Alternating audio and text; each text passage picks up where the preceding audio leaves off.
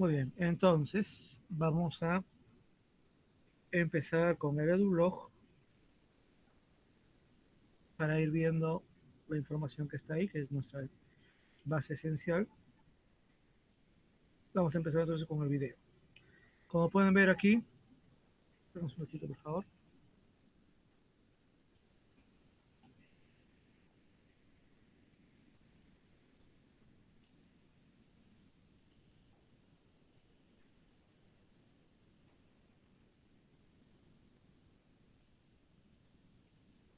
Bien, creo que ahora está mejor el sonido. A ver, entonces, vamos a ver un video. Hay este de la revolución industrial, es el que vamos a ver. Y hay además otros, también cortos. Hay un segundo video. Y acá hay dos videos españoles. Uno nos explica las causas y otro el desarrollo. Entonces, los animo, y acá está el libro, ya, de México, es de Ediciones Norma de México, que si les parece, ya ustedes también lo pueden abrir. Esto abre un enlace externo y lo pueden abrir y lo pueden revisar también en el tema de la revolución industrial. ¿Ya? Muy bien, entonces vamos a ir viendo este primer video que nos va a poner un poco en contexto y nos va a servir para luego la explicación. La revolución industrial. ¿Cuándo tiene lugar? En el periodo que va de 1780 a 1840. ¿Dónde tiene lugar? En Inglaterra, para después extenderse a Europa y a los Estados Unidos. ¿Por qué fue una revolución? ¿En qué consistió? Desde el Neolítico, esto es, 10.000 años antes del siglo XVIII, la humanidad no había experimentado una serie de transformaciones tan importantes en cuanto a su economía, su productividad, aparición de nuevas tecnologías que conllevó a una transformación profunda de la sociedad. En el Neolítico se aprendió a plantar, aparece la agricultura, domesticar a los animales, apareció la ganadería. Las sociedades ya no necesitan ser nómadas para subsistir, por lo que el hombre se hace sedentario y recolector, pudiendo almacenar el excedente. Surge un nuevo modelo de organización social con la aparición de ciudades y de nuevas civilizaciones. Con la revolución industrial se va a vivir otro salto cualitativo en la forma de vivir. Se va a pasar de un sistema rural de producción manual, basado en la agricultura, a un sistema de producción industrial en las ciudades. Vamos a desgranar cómo van apareciendo estos cambios. Nos situamos en la segunda mitad del siglo XVIII. En Inglaterra, las 13 colonias británicas en América acaban de independizarse, hecho que marca el inicio de la edad contemporánea. Es la época de las revoluciones liberales y el derrocamiento del antiguo régimen. Desaparece el poder absoluto del monarca. Los súbditos se convierten en ciudadanos que van a poder tomar decisiones sobre su propio destino.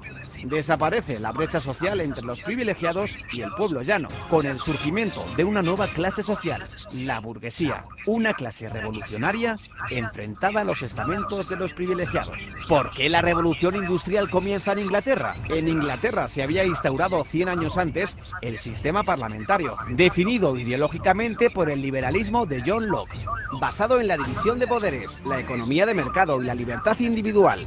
Este modelo fue copiado después por Estados Unidos, Francia, España y es el modelo que se usa hoy en día en casi todos los países democráticos.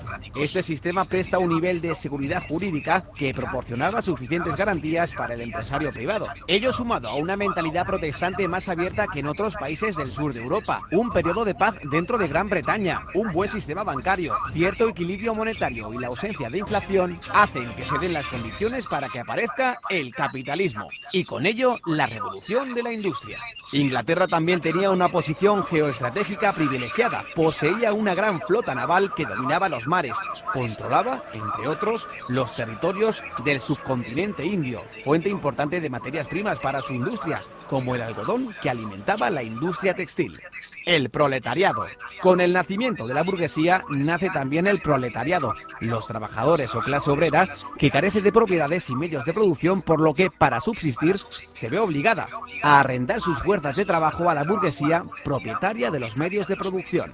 Las condiciones laborales de los trabajadores eran todavía muy precarias, con largas jornadas de trabajo y malas condiciones sanitarias. Pese a esto, supusieron un gran avance respecto a épocas anteriores. Hubo un éxodo del campo a las ciudades. Las grandes ciudades mejoraron su alcantarillado y mejoraron las condiciones de salubridad. Se redujeron las epidemias y Edward Jenner descubrió la primera vacuna contra la viruela. Se redujo la mortalidad infantil. La consecuencia fue una gran explosión demográfica. En un siglo se triplicó la población del país. Aumentó la esperanza de vida de los 35 a los 50. El capitalismo trajo progreso y el salario medio en Inglaterra se duplicó. Los precios bajaron y mejoró sustancialmente la calidad de vida. Aunque el nivel de vida mejoró en el cómputo general, los grandes beneficiarios fueron los burgueses, que pasan de ser una clase social revolucionaria a una clase acomodada.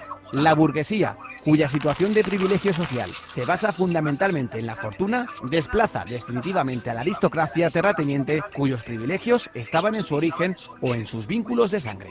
Pero el nivel de vida de la clase obrera todavía tendría un amplio margen de mejora. Y si no, que se lo digan a Karl Marx. ¿Cuál fue el principal avance tecnológico de la revolución industrial? La máquina de vapor fue un invento que perfeccionó el ingeniero escocés James Watt. La máquina de vapor consiste en un motor de combustión externa que transforma la energía térmica de una cantidad de agua en energía mecánica. Por la flecha roja a la izquierda entra el vapor de agua calentado por una caldera de carbón cerrada herméticamente. Se genera vapor de agua, lo cual produce la expansión del volumen de un cilindro empujando un pistón. Mediante un mecanismo de biela a manivela, el movimiento lineal alternativo del pistón del cilindro se transforma en un movimiento de rotación que acciona una rueda. ¿Qué aplicaciones tuvo la máquina de vapor?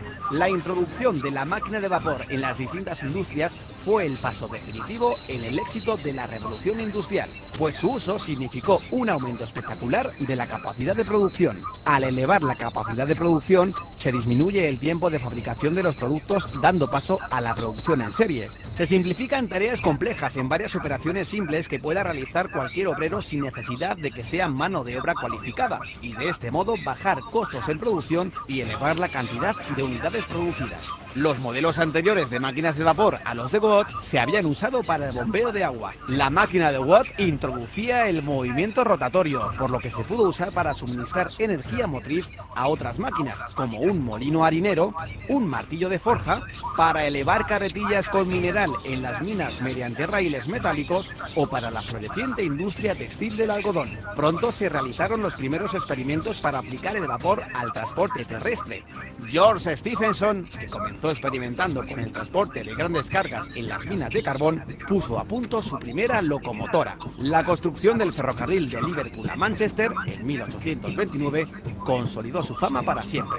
El ferrocarril permitía transportar materias pesadas a 40 kilómetros por hora, una velocidad antes impensable, acortando extraordinariamente el tiempo de los desplazamientos y permitiendo vertebrar el comercio interior, escasamente desarrollado hasta entonces. El volumen de los intercambios se multiplicó. También se aplicó el vapor en otro ámbito de la industria del transporte, la navegación fluvial y marítima, con la invención de los barcos de vapor.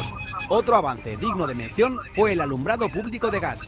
Las ciudades se convirtieron en lugares más seguros para viajar. Al instalar lámparas de gas en las calles, se redujeron las tasas de delincuencia. Al final de la revolución industrial, las ciudades se habían transformado. La población de Inglaterra se había triplicado. Las ciudades de Birmingham y Manchester prosperaban como ciudades textiles. Ruedas mecánicas tejían su tela y sus chimeneas echaban humo sin parar. Aparecieron ferrocarriles, modificando y vertebrando el trazado de las ciudades. Y en los muelles, barcos de vapor.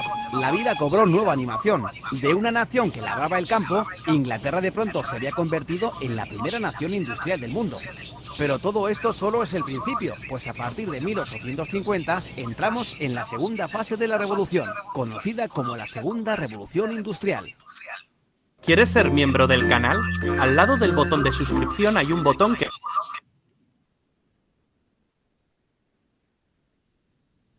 Muy bien, entonces este video explica de una manera muy interesante la primera revolución industrial. Insisto, sería muy bueno que vean los otros videos como complemento. Todos son cortos y van por el mismo sentido, ¿no? Entonces vamos a confirmar esto con unas diapositivas virtuales en un momento.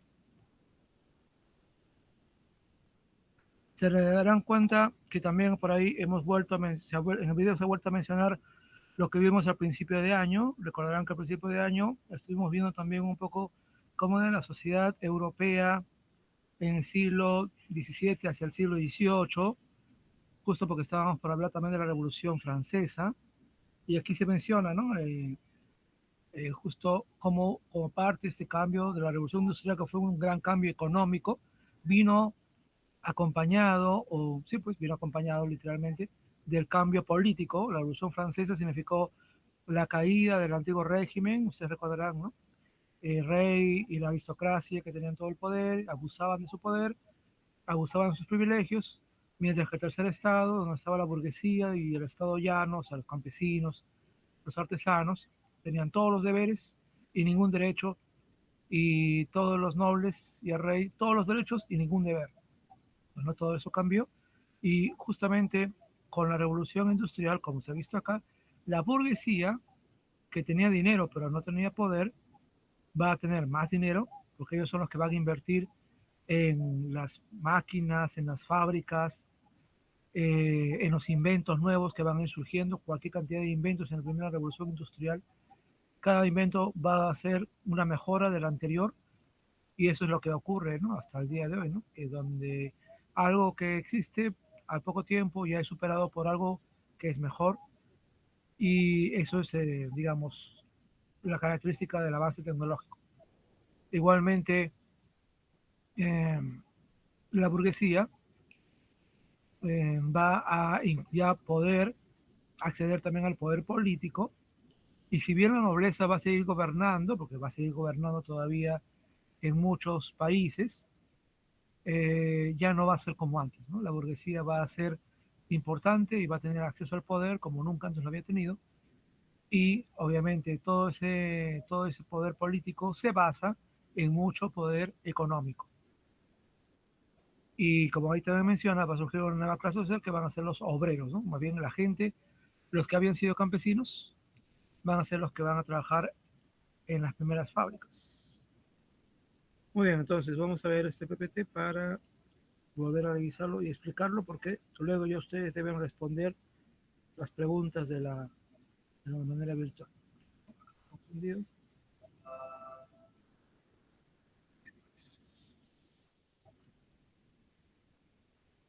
Muy bien, ratito, me confundí de... Muy bien, entonces vamos a reforzar lo que está en el libro, lo que está en el video con este PPT virtual. Y ahí obviamente como imagen una fábrica de aquellas épocas, ¿no? Bien, entonces en primer lugar hay que indicar que la causa de la revolución industrial tiene que ver con tres revoluciones, bueno, con dos grandes revoluciones y con un elemento adicional, ¿no? La revolución agrícola, y es que en su libro también lo explica, en el siglo XVII hubo un cambio positivo en la agricultura. Este cambio positivo también se dio porque hubo cambios en el aspecto científico y tecnológico. Se ha calificado, por ejemplo, el siglo XVII del siglo de la revolución científica. Y es que la ciencia, como la conocemos ahora, realmente comienza a desarrollarse en el siglo XVII. Y eso va a permitir la mejora de la salud y, por supuesto, si mejora la salud, porque antes la gente moría por pestes y por enfermedades, igual como con el coronavirus, ¿no? Muchas personas han fallecido. La única diferencia es que ahora tenemos la ciencia que nos ayuda para encontrar las vacunas y para entender cómo funciona y precaver, ¿no? Pero en aquella época había todavía mucha superstición en torno a las enfermedades y se creía todavía que las enfermedades eran castigos de Dios. Obviamente, si uno piensa que Dios es el responsable de una enfermedad, entonces no le vas a buscar ninguna solución, ¿no? Simplemente vas a aceptar que de repente vas a morir o que de repente no vas a morir y listo, no naces nada. En cambio, la ciencia indicaba que eso no era así, ¿no? Entonces, una mejora en la ciencia ayudará también a mejoras en la salud, lo cual a su vez permitirá que haya más población. Y como hay más población, empezamos todo obviamente por Inglaterra, es necesario producir más comida. Pero en esa época se producía poca comida porque se producía la comida necesaria nada más. Así que va a ser necesario una serie de cambios en el campo, en la forma de cultivar para producir más comida. A esos cambios se le va a llamar revolución agrícola. Y obviamente, como dije, eso tiene que ver con la revolución demográfica, ¿no? El aumento de la población, primero en Inglaterra, luego en Europa, sobre todo porque la medicina mejora y ya la gente puede salvarse de enfermedades que antes pues eran realmente terribles porque morían las personas por montones. Y obviamente también tiene que ver con las innovaciones tecnológicas y esto obviamente implica mucho la burguesía porque la eran los burgueses la gente educada, ¿no? La gente que tenía profesiones y la gente que se plantea muy bien, ¿cómo puedo mejorar esto, cosa, esta otra cosa? Y ellos son los que van a invertir tiempo, dinero en crear inventos. Inventos que van a traer los cambios de la revolución industrial. Entonces acá tenemos la parte de la revolución agrícola y como mencioné, el incremento de la población provoca un aumento de la demanda de alimentos y esto, el darse los precios agrícolas, lo cual estimuló a los propietarios a mejorar la producción. Y esto se logra porque finaliza el antiguo sistema señorial. En este caso, ya no es que el aristócrata es dueño de todas las tierras y se comía lo que le da la gana, sino que se acepta la propiedad privada en la tierra y la libre explotación de la misma. Y, como mencioné también, hubo mejora en las técnicas de los cultivos y la introducción en Europa de cultivos nuevos, como el maíz o la papa, ¿no? La patata es la papa, que en esa época pues no eran muy populares, ¿no? O sea, eran de América y la gente comía de repente, pero realmente la gente no comía otra cosa más que lo que ellos conocían, ¿no? En cambio, cuando los europeos comenzaron a cultivar maíz y la papa es un excelente cultivo, no solamente porque es un buen alimento, sino también porque puede resistir bastante el clima. Y de hecho, la papa salvó a mucha gente del hambre en Europa. De tal manera que inclusive muchos europeos pueden creer que la papa es de ellos, ¿no? Pero en realidad la papa es de acá, de Sudamérica, ¿no? De todos los Andes. Y bueno, la papa se convirtió pues en un alimento básico en todo el mundo, igual que el maíz.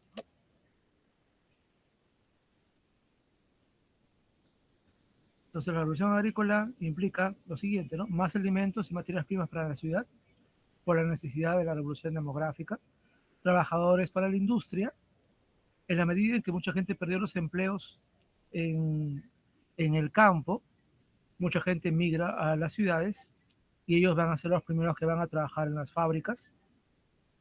Un amplio mercado en las zonas rurales para los productos, dado que había que producir más comida. Y la revolución demográfica, dice aquí, desde mediados del siglo XVIII, quiere decir esto, 1750 en adelante, la población europea inició un proceso de, conocido como revolución demográfica, ¿no? Entonces aumenta la producción de alimentos por la revolución agrícola, mejoran las condiciones higiénicas y sanitarias, eso porque muchos doctores comienzan a darse cuenta de cómo se transmiten las enfermedades y comienzan a hacer propuestas justamente para la limpieza. Realmente las ciudades europeas eran horriblemente sucias. No había pues limpieza pública, no había nada de eso.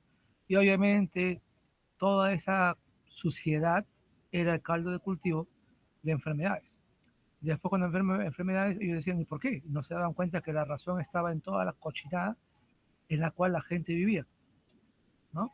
Entonces, al darse cuenta de eso los médicos, al investigar y darse cuenta de la relación de causa-efecto entre sociedad, epidemias y propagación de ellas, es que se comenzaron a tomar medidas higiénicas y sanitarias y eso ayudó a reducir las plagas y las epidemias.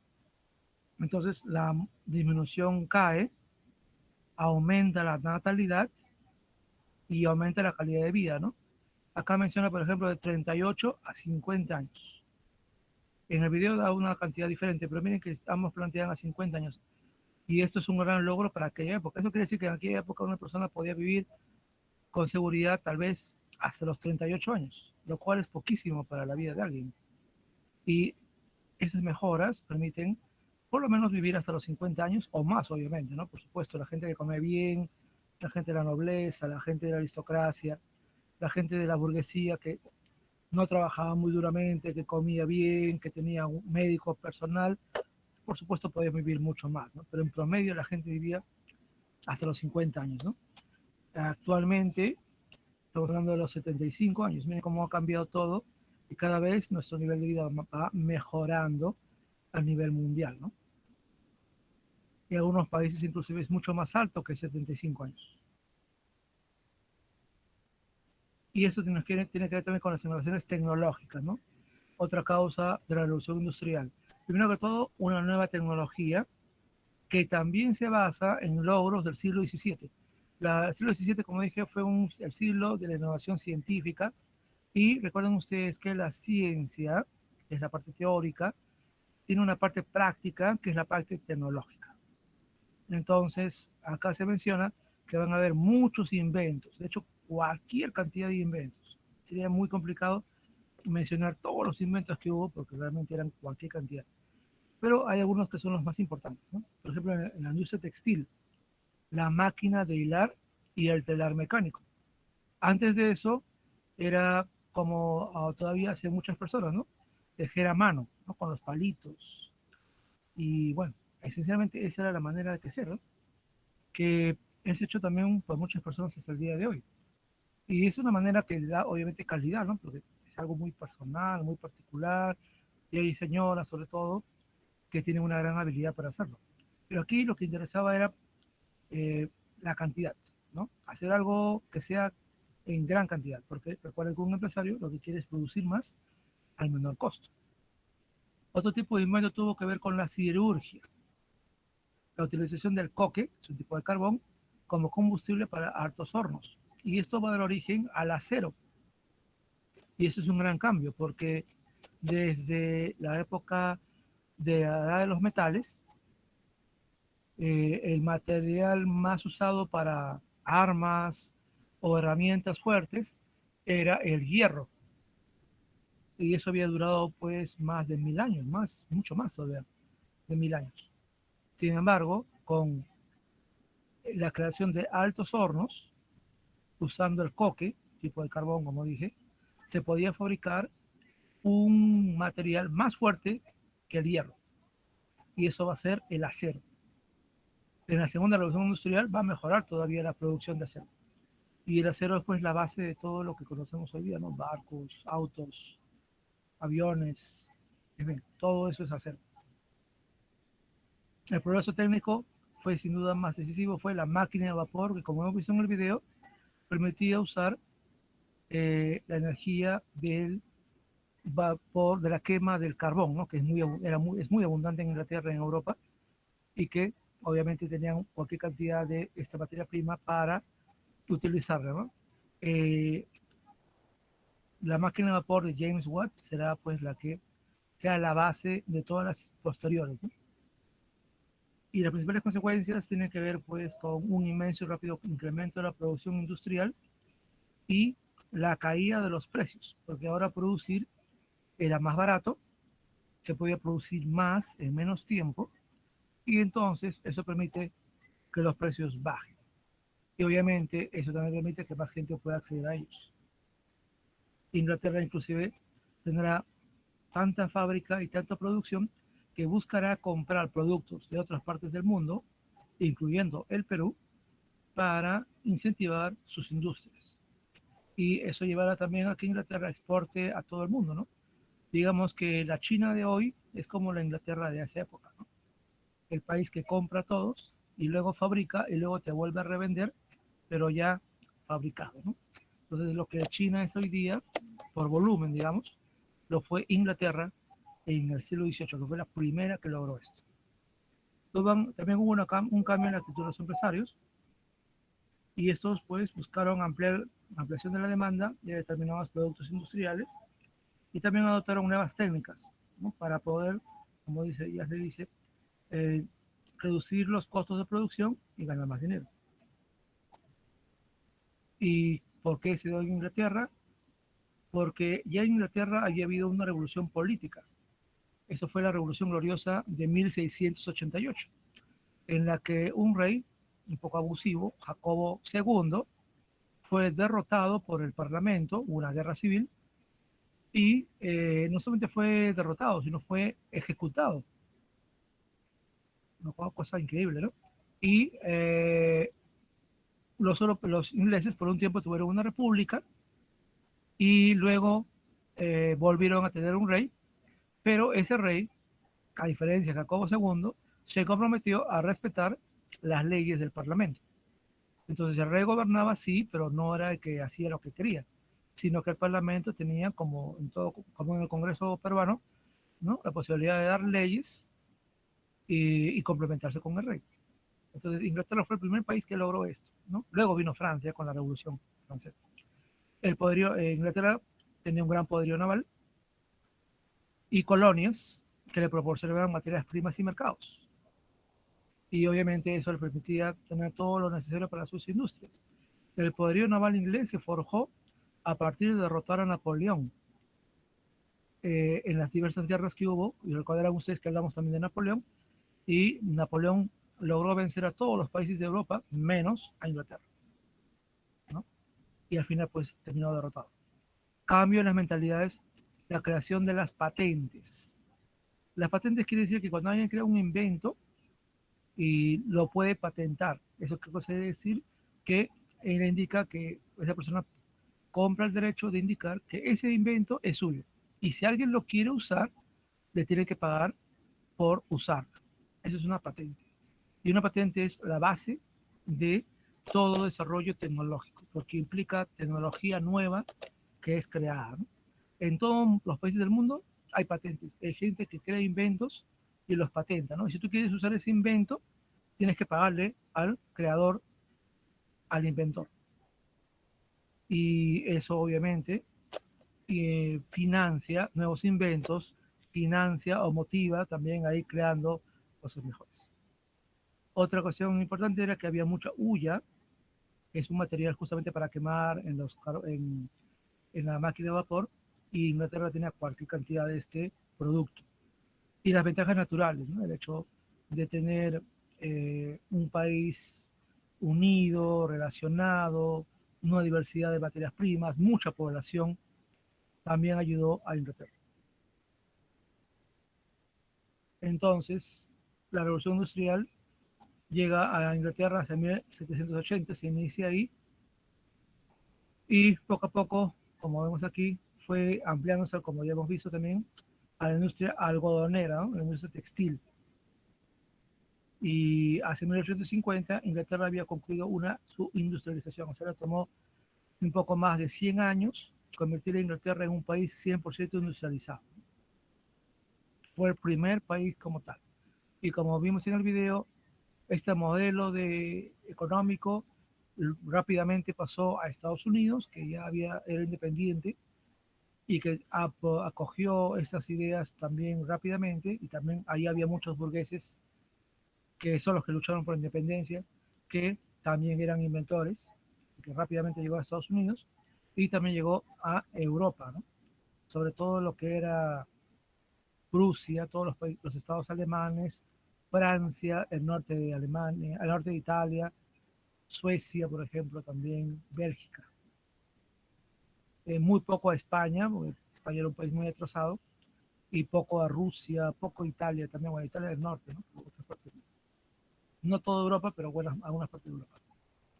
Entonces, acá se usan ya nuevas fuentes de energía. Recuerden ustedes que antes de esto, las únicas fuentes de energía eran la de los animales, usar pues caballos, burros, bueyes, eso, y el agua o el viento, los molinos de agua, los molinos de viento, eso eran las fuentes de energía antes de la revolución industrial.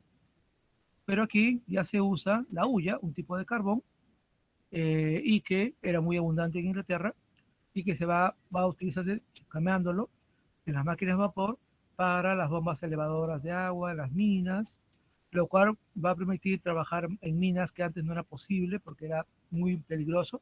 Bueno, ahora se puede bombear el agua y así se evita derrumbes, ¿no? Eso fue algo muy positivo para las minas, sobre todo las minas que son pues socavones, ¿no? Generan energía motriz y eso obviamente va a ser la base, la quema de la hulla para la creación de las locomotoras de ferrocarril y los barcos de vapor, que obviamente eran más rápidos porque no dependían del viento, ¿no? Como los barcos de aquella época que usaban grandes velas. ¿Y qué pasa si no había viento? Te quedabas varado. Esas cosas pasaban. En cambio aquí con el barco a vapor ibas más rápido y no había nada que te pare. Y aquí obviamente está, por supuesto, la energía más importante, el vapor que surge de la quema, de la hulla, el coque y otros tipos de carbón que hay.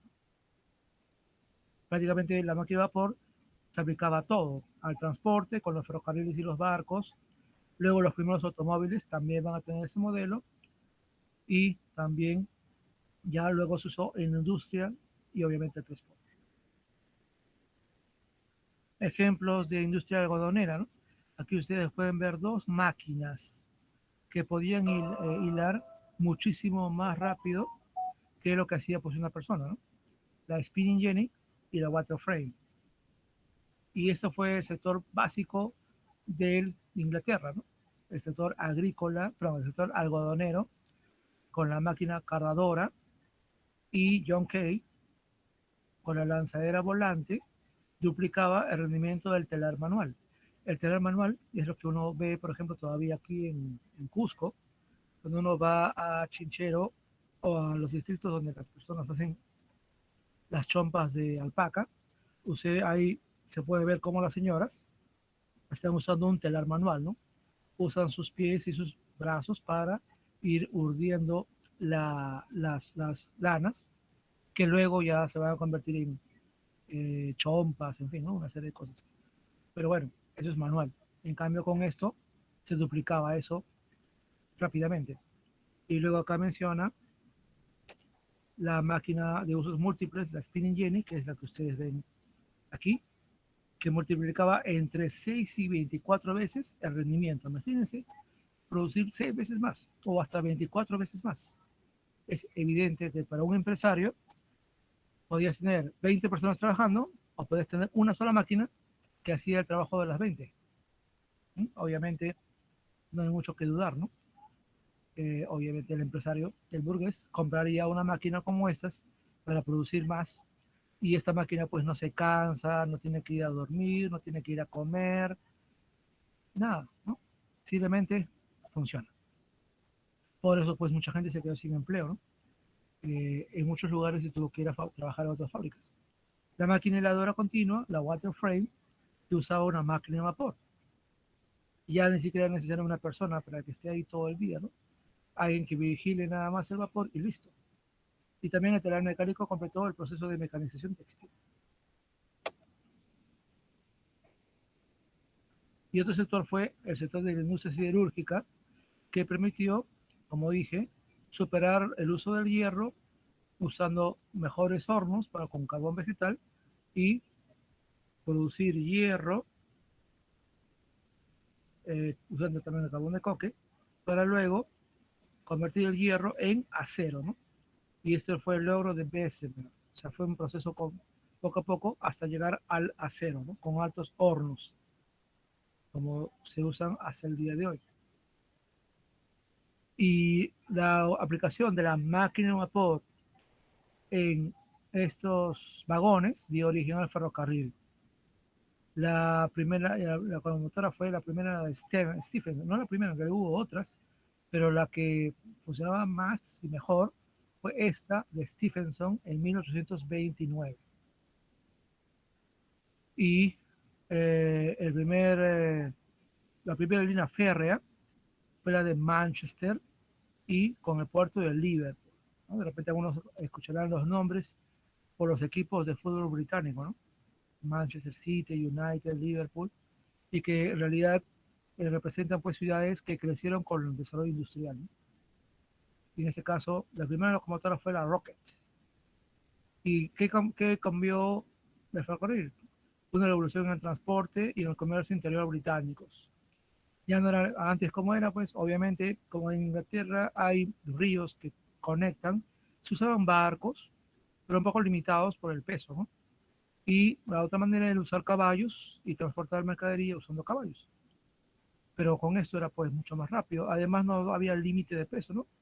Querías cargar más, echabas más carbón y listo, no hay ningún problema. Podías llevar más cosas, pero no solamente cosas, también personas.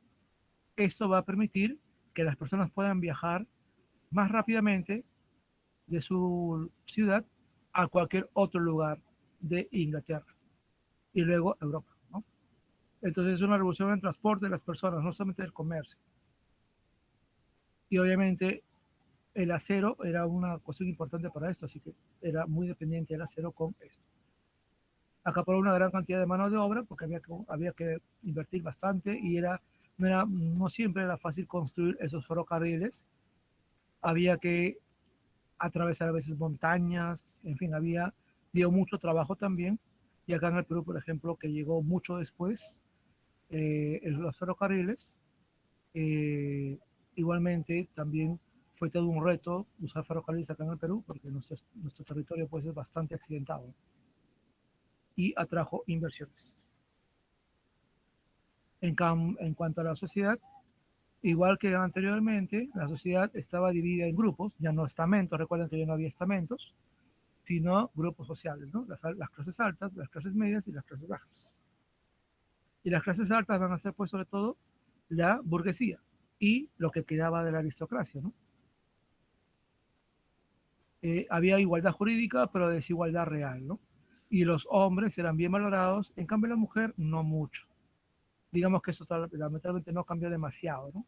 No va a cambiar todavía hasta el siglo XX en algún aspecto. Uh, Aunque la aristocracia estaba en decadencia, todavía tenían cierto poder económico y comenzaron a pagar impuestos, ¿no? Y muchos de ellos carecían de espíritu empresarial, ¿no? Por eso su mayor riqueza era las tierras que tenían y básicamente eso, ¿no? Los burgueses realmente son los que acá tienen más poder y más dinero. La burguesía entonces son los que estuvieron con las revoluciones. Recuerden ustedes, la burguesía lo hemos estudiado los que dirigieron la Revolución Francesa y también las revoluciones liberales. Recuerden ustedes que hemos hablado de eso eh, en mayo, creo, de la Revolución de 1820, 30 y 48. Ellos son los que mueven esto justamente para evitar que la nobleza retome el mando, el poder, como se intentó después de la derrota de Napoleón. Y en este grupo estaban empresarios, rentistas, o sea, gente que tenía tierras y vivía de sus rentas, banqueros y todo tipo de profesionales que vivían pues de su profesión y por eso en una época donde la educación era un privilegio, recuerdo que ya hemos visto también eso, aquí en el Perú y también así en Europa, tenían pues mucho de influencia social, dado que ser un doctor, ser un abogado, ser un docente, ser un ingeniero era pues algo que no todos podían ser. También había una pequeña burguesía que era gente educada, pero con menos dinero, por supuesto. Y las clases bajas van a ser los campesinos, obviamente, y luego muchos campesinos, por la pobreza en la que viven, van a las ciudades y se convierten en los obreros, con un trabajo muy mísero, un salario muy malo, pero que tenían que trabajar. Y miren, acá ustedes ven a niños, ¿no? En realidad los niños trabajaban en aquella época porque hay lugares donde los adultos no podían entrar y en eso usaban a los niños.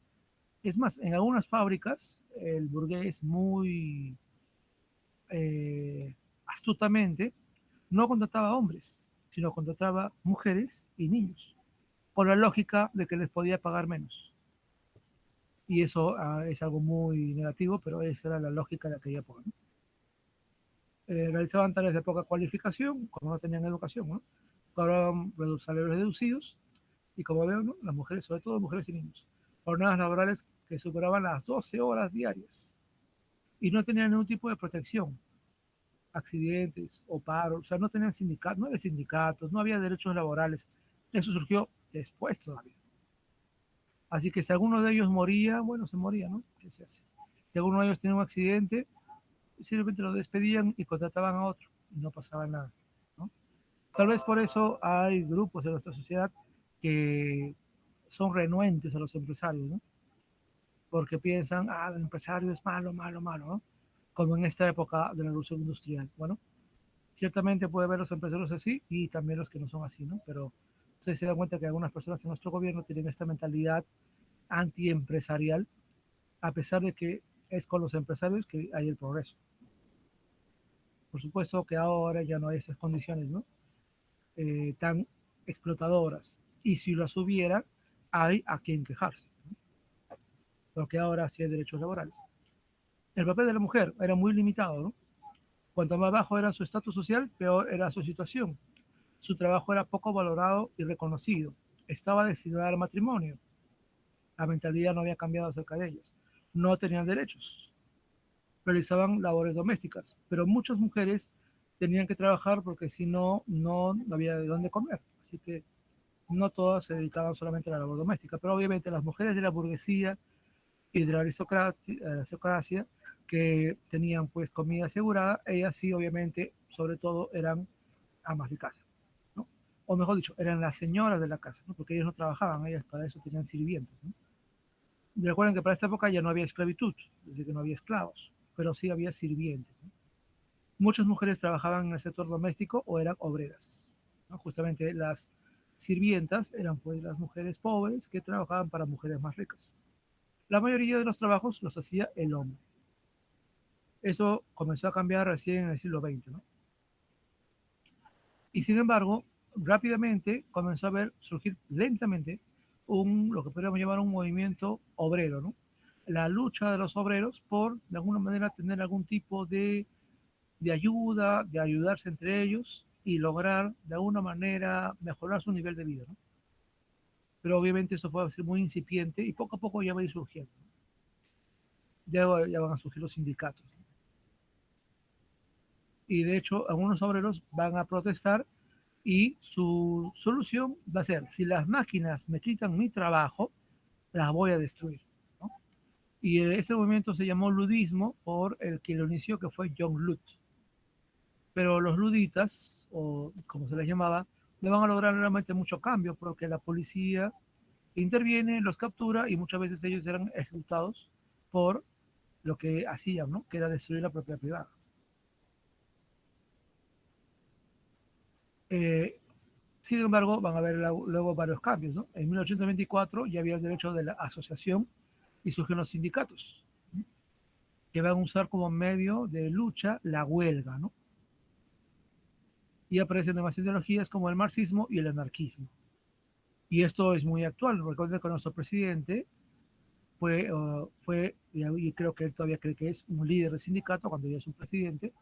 Recuerden que él se hizo conocido por una huelga, la del año 2017, que estuvo sin clases una gran parte de los colegios peruanos. Ahí es donde se hizo conocido. Y recuerden que aunque él no niegue, nuestro presidente es marxista, ¿no?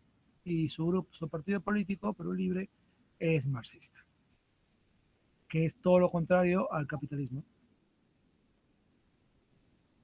Y bueno, hablando de esto, aunque esto lo van a ver más en cuarto año, es obviamente el marxismo, es un tipo de ideología que denuncia la explotación de la clase trabajadora y defiende la necesidad de una revolución obrera, ¿no? Ahí está pues muchas de las cosas que dijo el anterior primer ministro y el actual presidente, y obviamente para ellos el capitalismo es lo peor, ¿no? Y ellos quieren instaurar la dictadura del proletariado, o sea, que los obreros tomen el poder y gobiernen ellos solitos sin que nadie los controle. O sea, es cambiar un tipo de abuso por otro tipo de abuso, ¿no? Solamente que ahora el abuso o el dominio va a ser de los obreros, ¿no? Pero acá, como pueden ver, ¿hay acaso la palabra democracia en alguna cosa de acá? Nada, para nada. Marx tampoco creía en la democracia, por cierto. El anarquismo es un movimiento diferente que proponía la libertad total del hombre, ¿no? Y que el hombre no debía obedecer a nadie ni a nada, ¿no? El anarquismo plantea pues que no debe haber ni estados, ni iglesia, ni colegios, ni instituciones, nada de nada, ¿no? Que el hombre debe ser totalmente libre de hacer lo que quiera, ¿no? Y que no debe haber ni propiedad privada, que todo debe ser colectivo, ¿no? Bueno, hay muchas personas que todavía son anarquistas hasta el día de hoy, ¿no? Muy bien. Ahora sí, me pregunto si hay algún tipo de duda antes eh, antes de pasar a la prueba,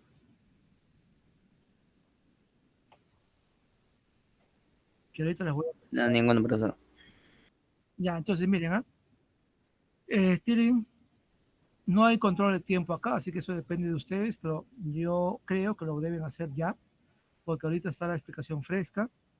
Tienen su libro, tienen los videos de YouTube que están en el blog, tienen el libro que también está en el blog, el libro mexicano, y tienen lo que acabo de explicar, que bueno, es un resumen de todo, pero todo lo que he dicho está en su libro y está en todas las fuentes. Sí les puedo decir que lo demás, eso no está en la prueba porque eso no es parte del PPT, pero no era parte de mi interés hablar. Profesor, ¿cuál prueba? La que ahorita, ¿Está en el Classroom? no, ahorita les voy a poner acá lo que A van ver. a hacer, ¿no? Muy bien, entonces, esa vez vamos a hacer algo diferente, ¿ya? Como preguntó José, es una prueba diferente, esta vez no he querido que la tengan ya para que la resuelvan en este momento, porque quería que lo escuche primero mi explicación. Entonces, como digo, tienen ahí diferentes fuentes, es algo muy simple, es para marcar de manera virtual, ¿ya? Entonces, esperen un ratito, voy a copiar el enlace. Un momentito. Estamos. Ya.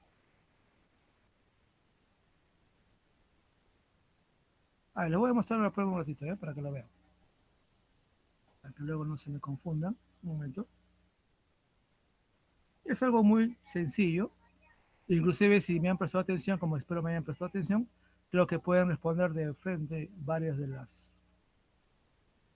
las preguntas sin tener que revisar nada. Ya, muy bien.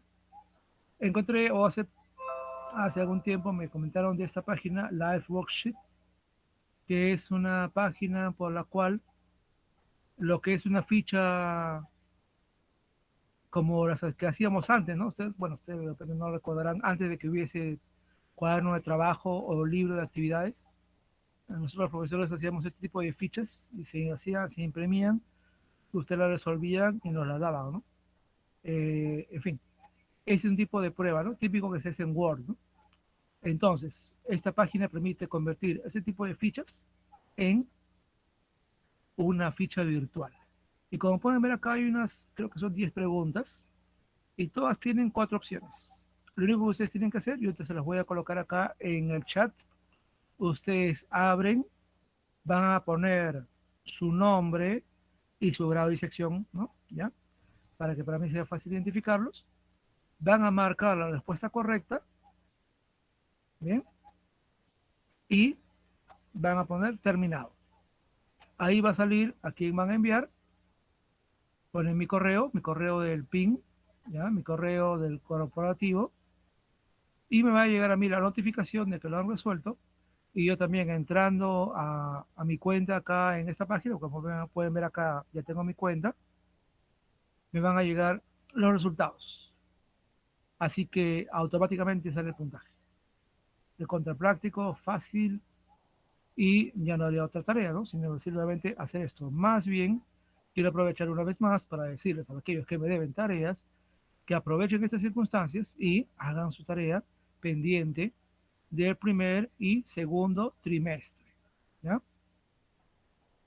Y también obviamente del tercer trimestre, de la 23 hasta la 29, que hemos hecho hasta la semana pasada, porque, como ya mencioné, estamos en el último mes, prácticamente ya para cuando lleguemos al próximo lunes, ya nos quedará un mes nada más de clases. Así que, más bien, aprovechando que esta actividad se hace rápidamente, ¿ven? Los que me deben tareas, pónganse al día, por favor, para que tenga yo los notos suficientes para para calificar y no tener que dejar notas en blanco. Creo que ni ustedes ni yo, y sobre todo ustedes, no quieren tener cosas en blanco para luego presentar carpeta de recuperación el próximo año. Que ahora he escuchado por ahí que parece que va a haber otra vez carpeta de recuperación. ¿Realmente quieren ponerse a hacer tarea en el verano? Pero que no. Entonces, hay la solución ahora. Simplemente lo que envían sus correos que les falta, completen lo mínimo, y no estoy pidiendo que me den todo, completen lo mínimo y yo podré poner la letra correspondiente y así terminarán el año bien. Muy bien, entonces acá está todo y lo vamos a enviar.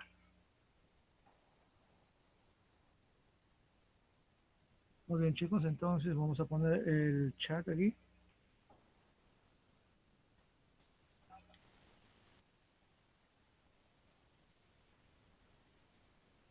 Ahí lo pueden ver. Ahí está el enlace para esta prueba sobre la revolución industrial. Entonces, como ya dije, abren, colocan su nombre, de la disección por si acaso, y simplemente lo van resolviendo, leanlo con calma, lean bien las opciones y usen su libro, el libro mexicano, algunos de los videos para Profesor, responder donde hay duda. Sí, ¿y dónde pongo mi correo corporativo? Donde dice. no, ustedes solamente respondan y si ahí pide a quién enviar, ponen mi correo corporativo. Ustedes solamente tienen que responder nada más para que llegue a mi correo corporativo. Según recuerdo lo que yo me hice una prueba a mí mismo para ver cómo funcionaba, ahí va a pedir que pongan a quién va el examen, ¿no? En este caso, mi correo corporativo, que ustedes ya saben, está en la actividad, es Rojas Flores SS, o sea, al final hay 3 S, @pin.edu.p. Así me llega la notificación de que ustedes ya han respondido. ¿Alguna duda sobre la prueba que van a responder? No, ninguna, profesor. Muy bien, José, gracias. Bien, hoy día estamos 18, más de la mayoría. Espero que todos, por favor, respondan. Está muy sencillo, sinceramente. Ya he visto las pruebas, no he querido complicarles la vida, sino simplemente lo que nos ayuda, porque nuestro tema realmente no es tanto la revolución industrial, sino llegar al medio ambiente, ¿no? Así que esta parte es una parte previa, por eso no le he puesto tanto énfasis. Y más bien me interesa lo que vamos a hacer hacia el final, cuando ya hablemos un poco del tema de la experiencia 9 que tiene que ver con las áreas naturales protegidas.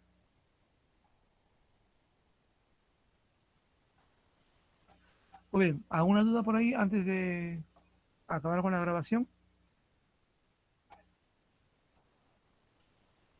¿Ninguna duda? Muy bien, entonces, recordarles por favor que hagan también lo de plan lector. Muy pocos lo han hecho hasta ahora.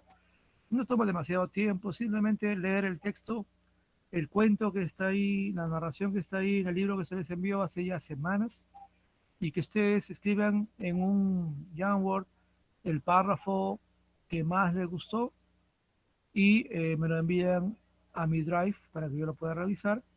Y nada más, es muy sencillo, por favor, háganlo. Muy poquitos hasta ahora han respondido, así que cuento con que podrán hacerlo, ¿ya? Porque creo que es importante.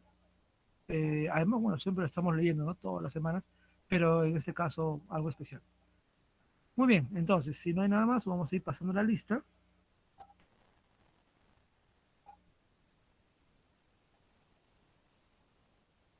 Muy bien, ahí está la lista. Y vamos a acabar la grabación el día de hoy.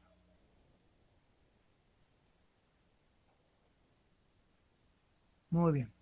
Eh, Ahora que lo pienso, considerando los que no han estado en el aula, voy a poner el enlace de, de la prueba en el Classroom para los que de repente no han estado acá y lo vayan resolviendo en todo caso. No voy a hacer que después no, ni se enteren de nada. Muy bien, muchas gracias chicos por todo, cuídense todos. Lean bien las preguntas, ¿no? Antes de marcar.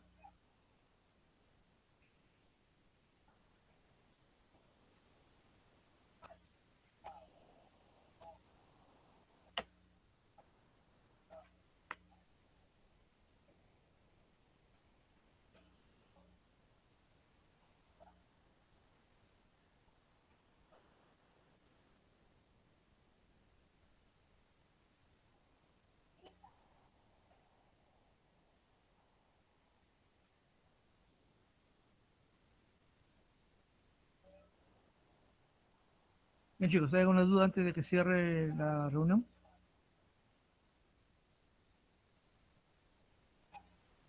Ninguna, profesor. Ok.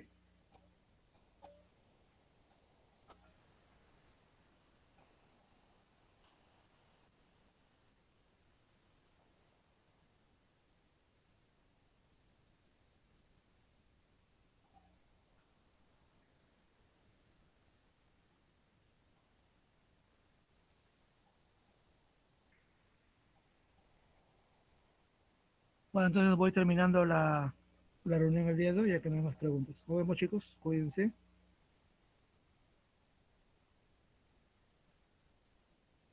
Chao, profesor. Nos vemos, chicos. Profesor. Ah, que no veo.